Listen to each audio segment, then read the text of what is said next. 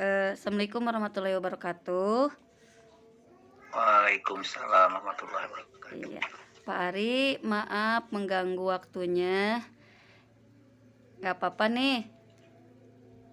Ya, siap, nggak apa-apa. Iya, ini Pak Santai Ari saja. diambil sebagai pakar, ya. Eh, ya, karena kan sedang menempuh S3 dokter ya.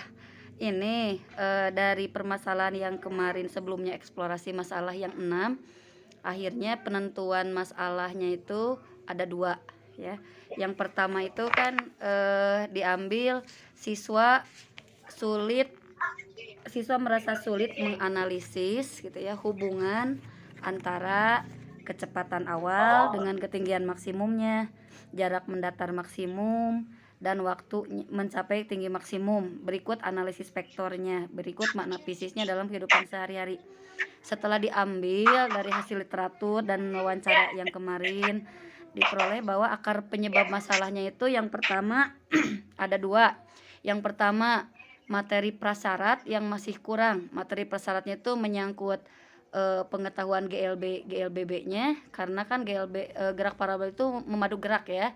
Tetapi siswa itu ternyata akar penyebabnya itu di materi prasyarat GLBB kurang paham mungkin. Yang kedua, trigonometrinya, terus analisis vektornya itu untuk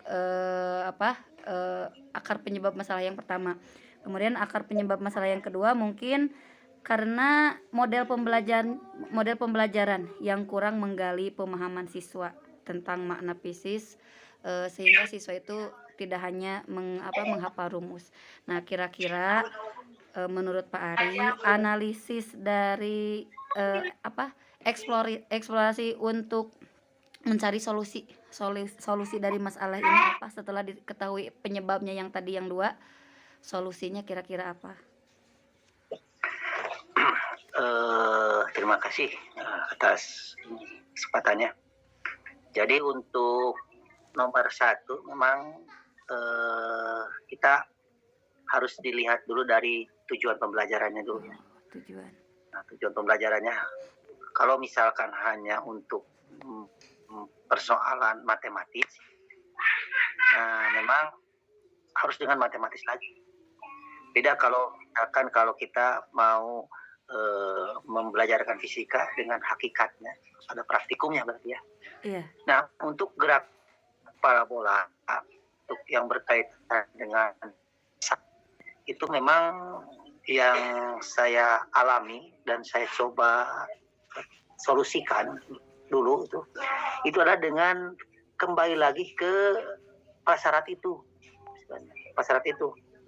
Artinya diperkuat lagi di GLB dan GLBB. Karena ketika GLB dan GLBB-nya diperkuat lagi, bukan hanya berdampak pada gerak parabola, tapi juga berdampak pada bab-bab berikutnya. Itu ya. Kalau misalkan dari sisi perhitungan, karena ini kan menyangkut perhitungan berarti ya. Itu ya, solusinya. Tapi kalau misalkan ditinjau dari sisi fisisnya, penggunaan simulasi juga sebetulnya bisa ya, simulasi ya, pakai PET. Tapi itu hanya untuk melihat dari sisi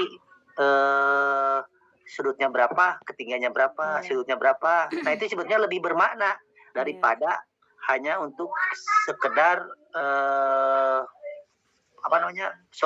hanya untuk sekedar bisa mengerjakan soal yang ada kaitannya dengan GLBB ditinjau dari aspek persamaan matematis prasyarat itu. Jadi seperti itu.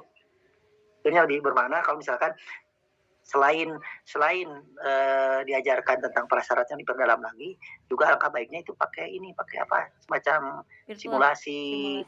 Jadi mencoba untuk membuat praktikum hubungan antara sudut dengan ketinggian, sudut dengan jarak mendatar, gitu kan, kecepatan awal dengan menggunakan bantuan simulasi. Itu jauh lebih bermakna sebetulnya dalam pembelajaran fisika. Kan, ya. Kalau misalkan untuk model pembelajaran yang lebih cocok kira-kira untuk gerak parabola lebih cocok dengan PBL? Cocok nggak kalau PBL diterapkan di sini? Sebetulnya bukan cocok tidak cocok, tapi lebih kepada tujuan pembelajaran kita mau apa. Nah, kalau misalkan hanya untuk sekedar pengawalan tadi, itu sebetulnya tidak harus pakai model apapun sebetulnya. Direct instruction juga sudah selesai, kan ya. Hanya karena itu lebih kepada persamaan matematis ya sebetulnya, persamaan matematis. Tapi kalau hanya misalkan kita tujuannya lebih dari itu, nah bisa model apapun, bisa BR atau misalkan inquiry bisa. Nah, kalau misalkan tadi coba kita konstruksi pembelajarannya tidak sekedar itu ya, Ya. tapi lebih kepada praktikumnya. Nah, Misalkan kalau praktikumnya, misalkan nanti bagaimana mau pakai hubungan praktikum. antara sudut ketinggian Mm-mm. dengan meletak, bagaimana variabel sudut ini kita rubah-rubah, misalkannya Iya. hubungannya dengan bagaimana kalau kecepatannya kita rubah-rubah. Nah itu jauh lebih bermakna sebetulnya. Jadi harapannya siswa itu bukan hanya tahu persamaan, tapi lebih jauh lagi gini seperti ini. Oh ternyata kalau sudutnya kita perbesar perkecil nanti jarak mendatarnya jadi seperti ini. Iya. Jadi kalau misalkan kita kecepatan sudutnya kita tambahkan atau kita kurangi, tingginya jadi seperti ini, panjang mendatarnya seperti ini. Nah itu lebih bermakna daripada hanya kerjakan soal. Itu kan jangka pendeknya kalau kerjakan soal bisa. Jadi juga ada kaitannya dengan yang kedua. Yang apa itu permasalahan kedua itu? Model. Yang Yang itu yang pendulum itu Oh iya, sekaligus aja. Gerak harmonik sederhana ya. Nah, gerak harmonis sederhana sekaligus ya dengan yang kedua. Itu sebetulnya lebih bermakna kalau perlakuan praktikum. Iya. Nah, memang untuk praktikumnya ada yang variabelnya ditentukan oleh kita atau biarkan si siswa itu mencoba-coba sendiri. Oh iya, sekaligus dengan yang kedua ya. Dibiarkan. Cuma kita kasih punya, coba kalian mencari periode misalnya. Biarkan dia sendiri aja tanpa ditentukan harus panjangnya sekian, jadinya sekian. Boleh bisa seperti itu juga boleh. Itu jauh lebih bermakna. Jadi sih memang lebih panjang waktunya ya, dan lebih bahkan untuk 1 jam 2 jam pembelajaran kadang-kadang tidak selesai ya. Tapi setidaknya itu lebih bermakna ya. Oh Pak, Bu, kalau misalkan panjangnya kita rubah-rubah jadi rubah-rubah nih periodenya. Udah biarkan aja seperti itu. Kalau misalkan masanya kita rubah-rubah juga ternyata nggak ngaruh atau apa, nah gitu kan. Jadi biarkan bereksplor sendiri seperti itu. Berarti jadi jangan seperti gini, praktikumnya seperti memasak. Memasak ada air memasak kan, kalau masak misalkan bawang sekian, gulana sekian. Nah, jadi praktikummu tidak seperti memasak begitu gitu. Oh, jadi dibiarkan sendiri, siswa mencoba-coba mencari sendiri, menemukan sendiri. Itu walaupun konsekuensinya waktunya lebih lama, tapi bahkan jarang selesai pada saat itu tidak masalah. Iya. Kendalanya di waktu. Tidak dipisah tapi dipisah lanjutan.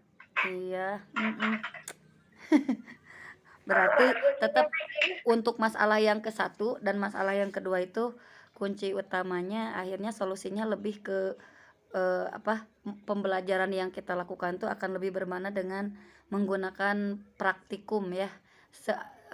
Mau model apapun juga gitu ya. Sebenarnya dikembalikan lagi ke hakikat IPA-nya. Hakikat IPA itu kan selain prosesnya juga ada praktikumnya gitu kan. Itu.